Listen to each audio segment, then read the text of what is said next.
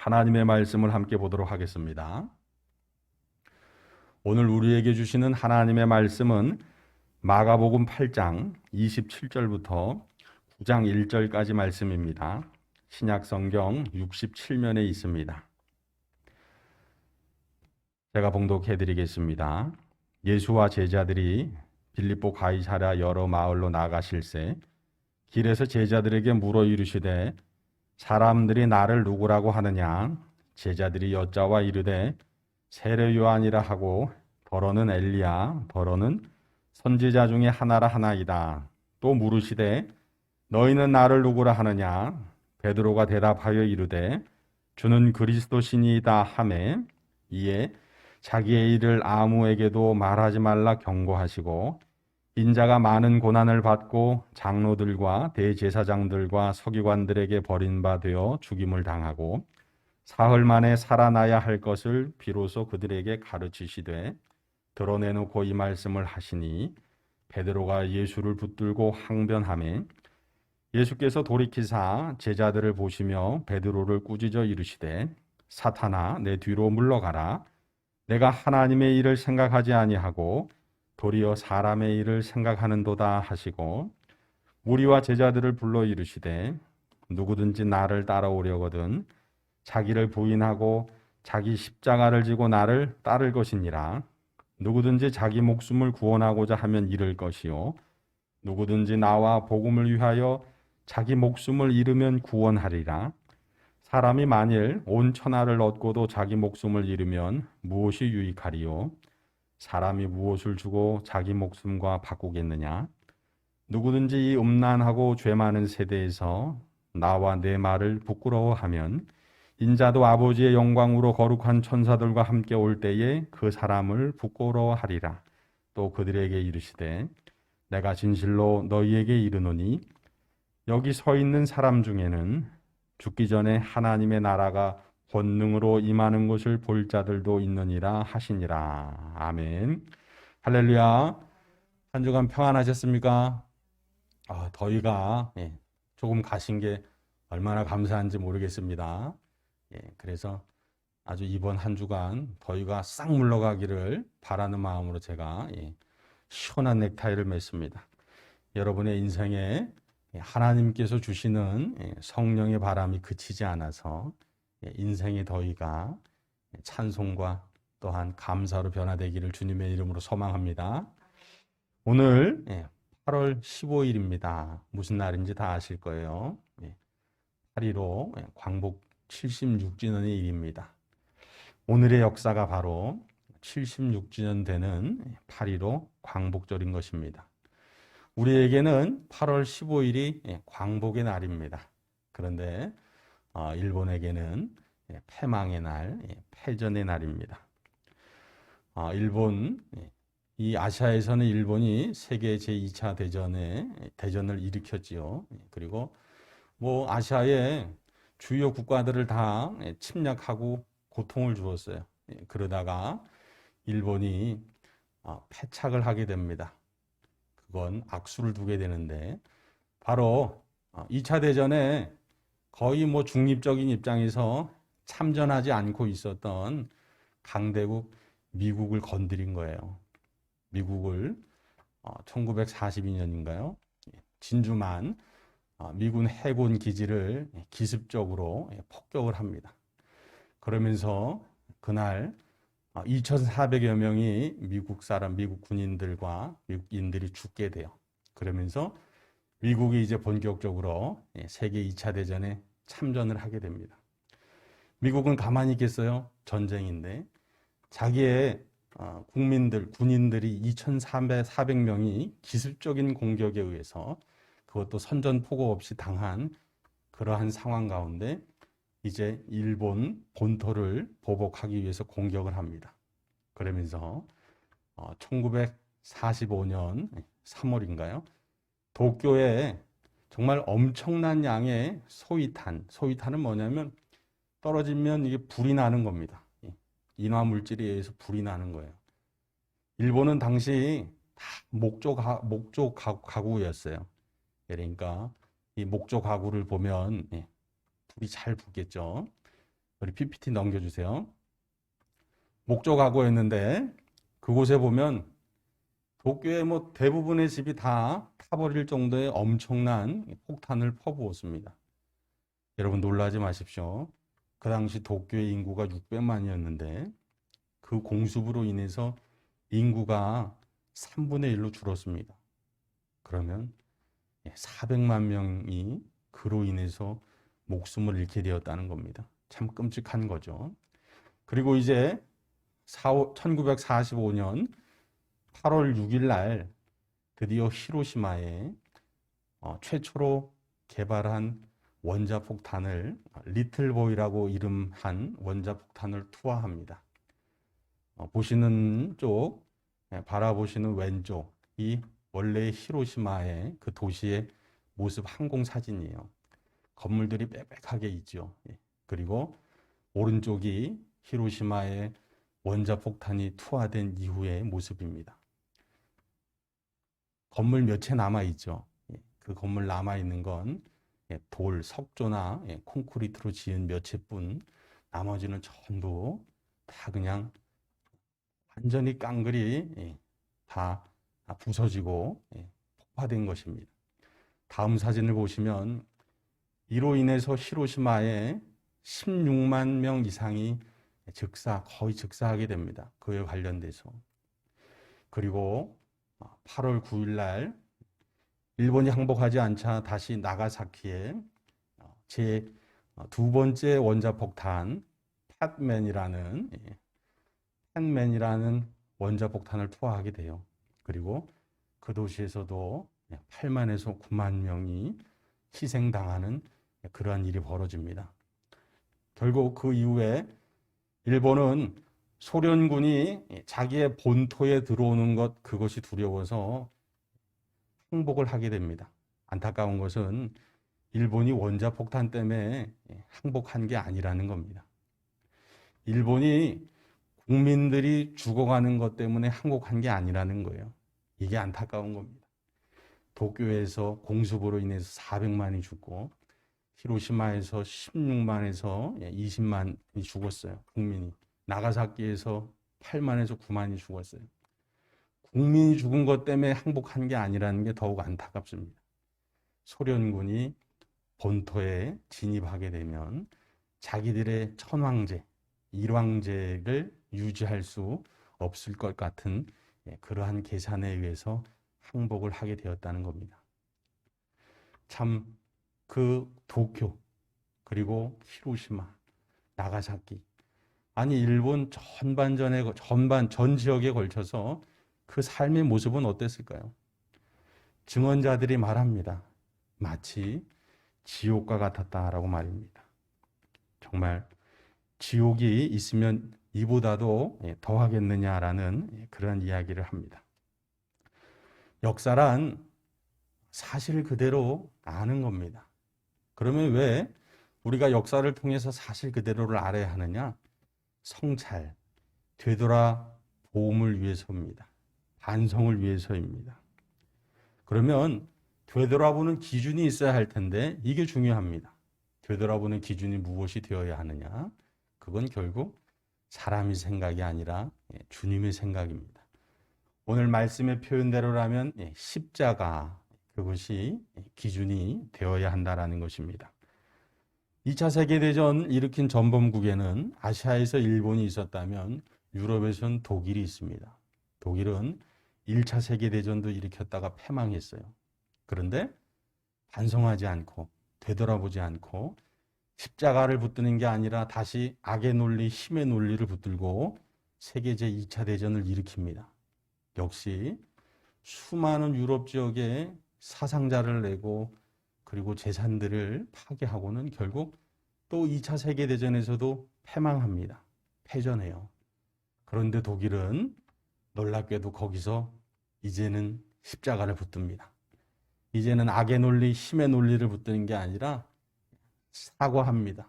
그리고 보상하고 변상하고 지금까지도 독일의 지도자들이 그 피해를 입힌 나라에 가면 가서 무릎 꿇고 참배하며 사과합니다.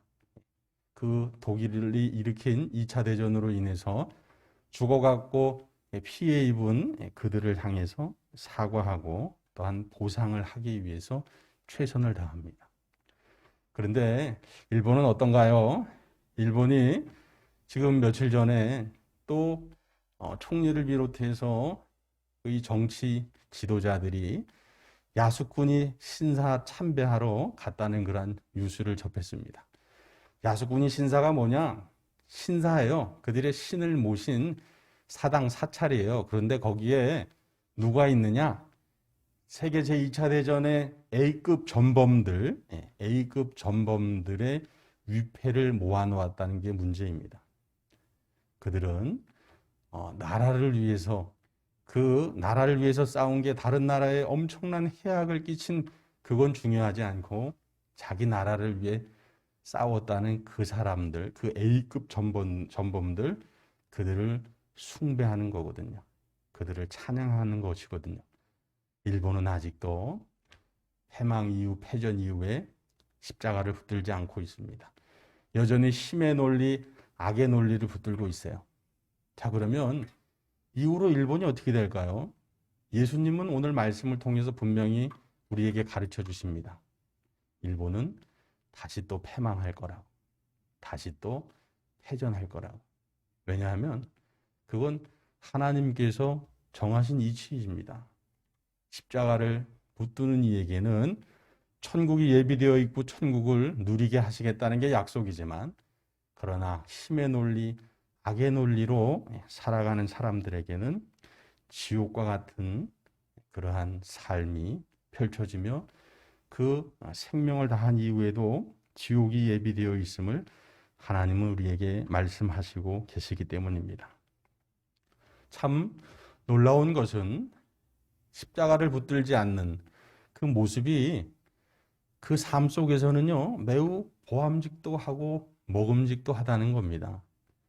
일본이 힘의 논리로, 악의 논리로 우리나라를 침략하고 또 중국을 침략하고 러인 전쟁에서 승리하고 동남아시아의 수많은 나라들을 침략해 갈 때 그들은 그 악의 논리가 막 보암직도 하고 먹음직도 했던 겁니다. 그러나 그 결과는 패전이고 패망입니다.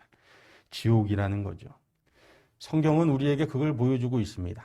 이제 2주간부터 봉독하게 될 출애굽기, 본격적으로 다음 주부터 묵상하게 될 그 출애굽기를 보면 하나님께서 400년, 430년간의 이스라엘 백성들의 종살이 그 고통의 소리를 들으시고 모세를 통해서 구원하시고자 하시죠. 그래서 모세를 바로에게 보내셔서 내 백성들이 하나님께 제사 예배하러 갈 거니까 내 백성들을 보내주라고 그렇게 전달을 하죠. 그럴 때 바로가 거절합니다.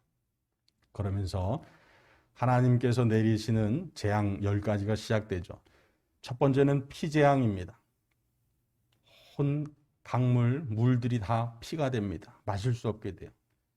그러한 지옥과 같은 경험을 했는데 바로는 마음을 돌이키지 않습니다. 바로는 십자가를 지지 않아요. 그러니까 어떻게 돼요? 두 번째 지옥이 펼쳐집니다. 개구리의 지옥이 펼쳐지는 거예요. 온 나라의 그릇이란 그릇, 모든 왕궁의 집집마다 그냥 개구리가 넘쳐나는 지옥이 펼쳐집니다. 왜요? 바로가 하나님의 말씀을 붙들지 않았어요. 바로가 십자가를 붙들지 않고 여전히 악의 논리, 힘의 논리, 세상의 논리를 붙들었기 때문입니다. 이렇게 해서 개구리, 이 파리를 비롯해서 참 견디고 맷집도 좋았던 바로는 9가지 재앙, 9가지 지옥을 다 맛보고 마지막 정말로 비참한 10번째 지옥, 초태생의 죽음, 장자의 죽음의 재앙, 장자가 다 죽어가는 그 지옥까지 맛보고서 나야 그 이후에 하나님의 말씀을 붙드는 거죠. 십자가를 붙드는 겁니다. 여러분, 우리는 말씀을 통해 지혜를 얻어야 합니다. 하나님 아버지께서는 예수님을 통해 분명히 우리에게 가르쳐 주십니다. 하나님의 말씀을 붙드는, 십자가를 붙드는 길이 천국을 사는 길이고 또한 천국을 가는 길임을 분명히 우리에게 가르쳐주고 있습니다. 우리나라도 이 반민특위라고 우리가 광복되고선 친일 세력들을 청산할 수 있는 기회가 있었어요. 그런데 친일 세력과 가까운 세력들에 의해서 안타깝게도 반민족 특별위원회, 즉 친일을 한 사람들을 몰아낼 수 있는 기회를 잃어버렸어요. 그게 어떤 결과로 나타났냐면 그 76년에 많은 세월 속에서 삶의 켜켜이 그 일제 잔재에 의한 고통을 온 국민이 겪는 그러한 일들을 지금까지도 겪고 있는 게 사실입니다. 왜 그렇습니까? 십자가를 붙들 때 붙들어야 합니다. 그렇지 않으면 우리의 삶은 천국이 아니라 지옥이 되기 때문입니다. 며칠 전에 깜짝 놀랄 정말 어찌 보면 화가 날 그런 뉴스를 들었습니다. 국정원 관련자가 일본 극우 세력에게 우리나라 독도 수호에 관련한 인사가 가는데 그 일정을 알려줬다는 거예요. 그리고 위안부 할머니들 그 보상이나 배상에 대해서 그 방문하는데 일본을 그 일정을 일본 극우 세력에게 우리나라 국가정보원의 관계자가 알려줬다는 겁니다. 이게 참 얼마나 안타깝습니까? 아직도 우리나라 사람이 누구인지 모르고 있는 건지. 그래서 위안부 할머니들이 가는 곳마다 그 뉴스를 보면요, 일본 그 극우 세력들이 막 욕을 합니다. 외춘부라고. 정말 마음이 너무 안타깝더라고요. 우리나라 국가정보원의 관계자인데 어떻게 그런 일이 있을 수 있을까? 참 안타깝습니다. 우리는 십자가를 붙들어야 합니다. 그래야 그 길이 유일한 천국 길이기 때문입니다. 자, 이제 오늘 말씀으로 들어가면 예수님께서 제자들을 불러 모으셔서 중간고사를 보십니다. 시험 문제는 세 가지입니다. 첫 번째 시험 문제, 사람들이 나를 누구라 하느냐라고 물으십니다. 더러는 세례 요한, 더러는 엘리야, 또 더러는 선지자라고 합니다. 네, 맞췄습니다. 우리가 살아가면서 주변 사람들이, 주변의 신앙인들이 예수님에 대해서 무엇이라 하는지 우리는 듣고 알 필요가 있어요. 그리고 그 중에서 예수님께서 원하시는 고백을 하는 사람이 있는지를 우리는 살펴봐야 합니다. 신앙의 이 성경의 역사 속에서도 요셉에 대해서 이방인 바로가 뭐라 그럽니까? 요셉이 바로의 꿈을 그냥 아주 명확하게 해몽해 주자 바로가 이렇게 말하죠. 나는 너처럼 하나님의 영에 감동된 사람을 본 적이 없다라고 말합니다. 그리고 성경 속의 신앙인들은 주변 사람들이 그들을 그렇게 평가합니다. 하나님이 함께하는 사람이다. 이런 평가를 하죠. 자, 첫 번째 시험 문제는 사람들이 나를 누구라 하느냐를 너희는 아느냐라는 것이었어요. 자, 중요한 건 두 번째 시험 문제입니다. 그러면 너희는 나를 누구라 하느냐라고 물으십니다. 이 물음, 내가 예수님을 무엇이라고 하느냐에 따라서 내 삶이 결정되기 때문이죠. 베드로가 말합니다. 주는 그리스도십니다. 마태복음에 보면 베드로는 더 자세히 말합니다. 예수님은 그리스도시고 살아계신 하나님의 아들이십니다. 라고 고백을 하죠. 그랬을 때 예수님께서 내 말이 맞다. 바요나 시몬아, 그것을 알게 한 이는 혈육이 아니라 하늘에 계신 아버지다. 라고 말합니다. 그러면서 너의 그 고백 위에, 너의 그 반석의 고백 위에 내 교회를 세우리니 음부의 권세가 이기지 못하리라고 말씀을 하셔요. 자, 그런데 여러분 중요한 건 세 번째 문제였습니다.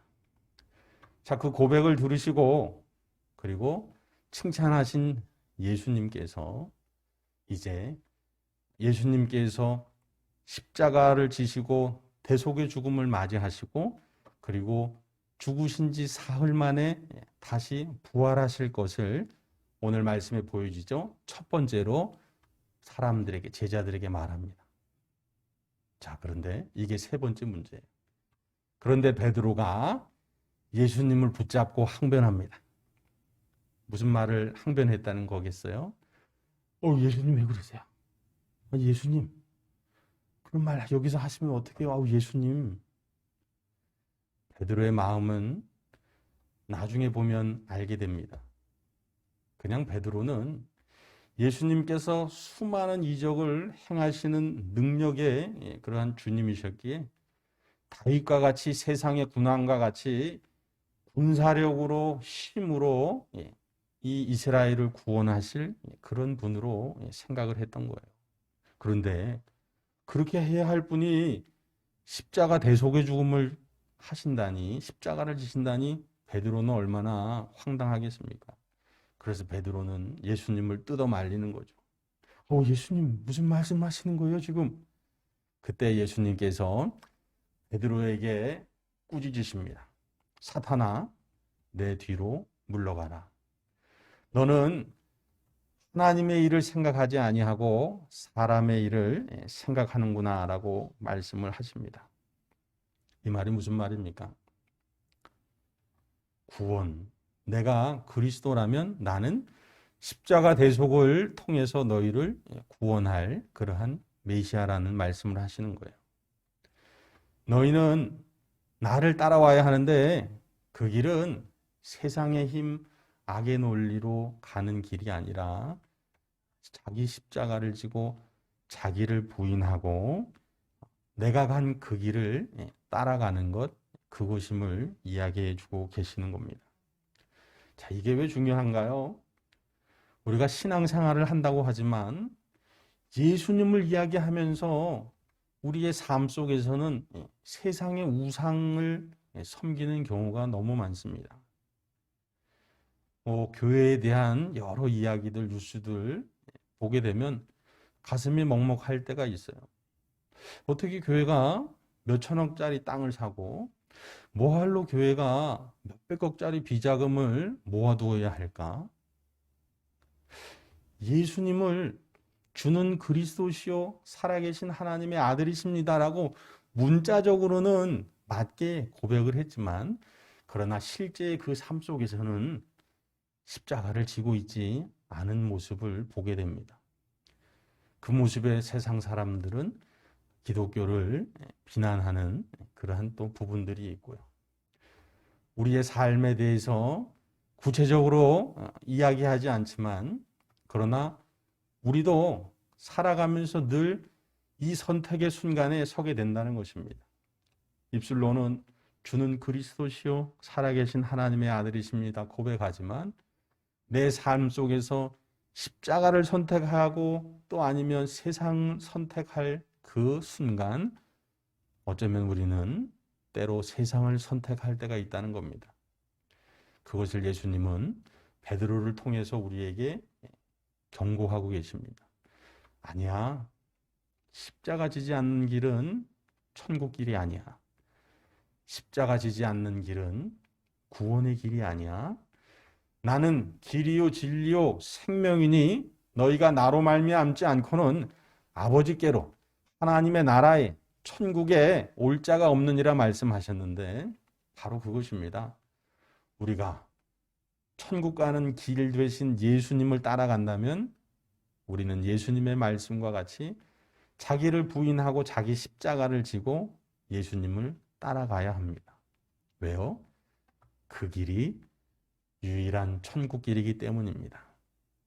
천국의 문을 여는 열쇠가 있습니다. 그건 예수님께서 우리에게 주신 십자가, 그것이 유일한 길입니다. 일본이 2차 세계대전을 일으켰어요.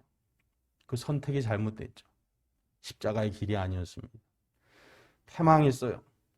패망을 하면서도 국민들을 생각한 게 아니에요. 그것도 십자가의 길이 아니었습니다. 그 이후로 일본은 십자가의 길이 아닌데 마치 천국길을 걷는 것 같았습니다. 우리나라 한국전쟁 물자를 대면서 나라의 경제 기틀을 다시 다지고 그를 토대로 해가지고 막 일본의 경제가 엄청 부흥을 했었어요. 그러나 지금 어떻습니까? 잃어버린 30년입니다. 벌써. 십자가 길을 가지 않는 일본이 잃어버린 30년, 쉽게 말해 경제지옥입니다. 그걸 지금 맛보고 있어요. 한편 독일은 어떻습니까? 비록 한때 십자가 길을 가지 않아서 패망패전했지만 다시 돌아섰습니다. 이제는 십자가의 길을 가는 거예요. 반성과 회개와 용서를 구하는 길을 가는 겁니다.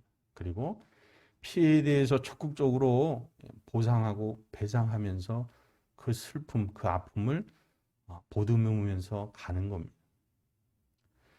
성경 속의 모든 인물들, 그들의 공통점 역시도 마찬가지입니다.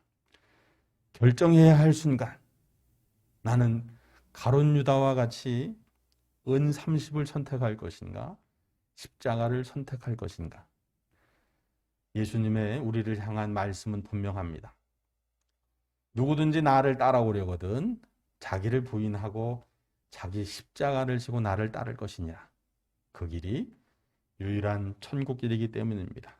그 길에 유일한 천국이 누려질 수 있기 때문입니다.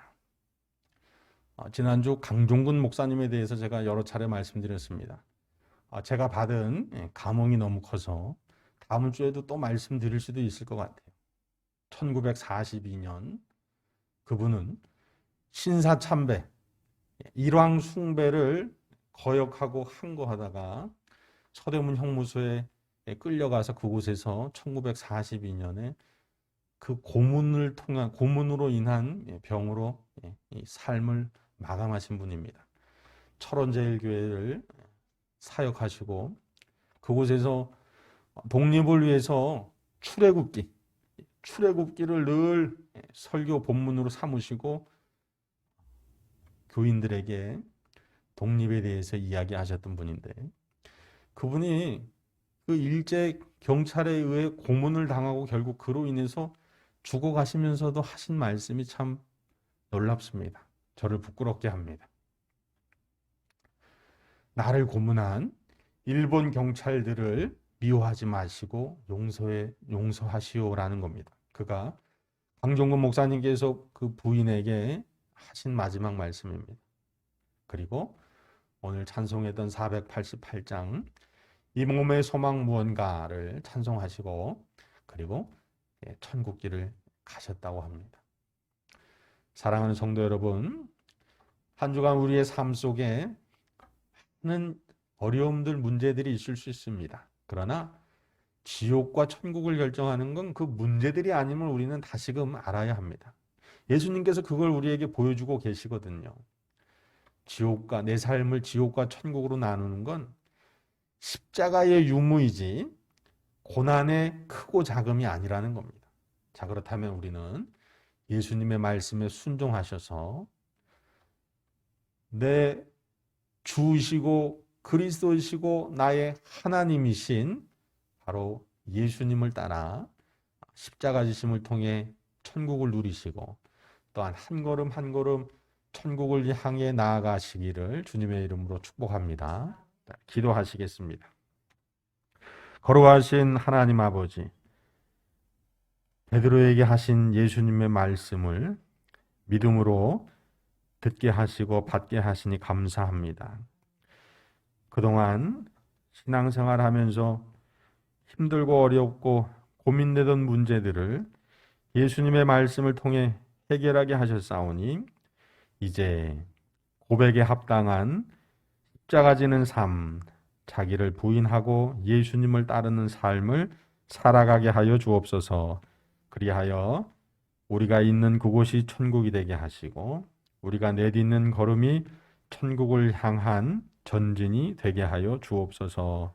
주께서 한 주간도 십자가 짐을 통해 부활의 영광, 승리의 찬송을 부르게 하여 주실 줄 믿고 감사하며 우리 구주 예수 그리스도의 이름으로 기도드립니다. 아멘.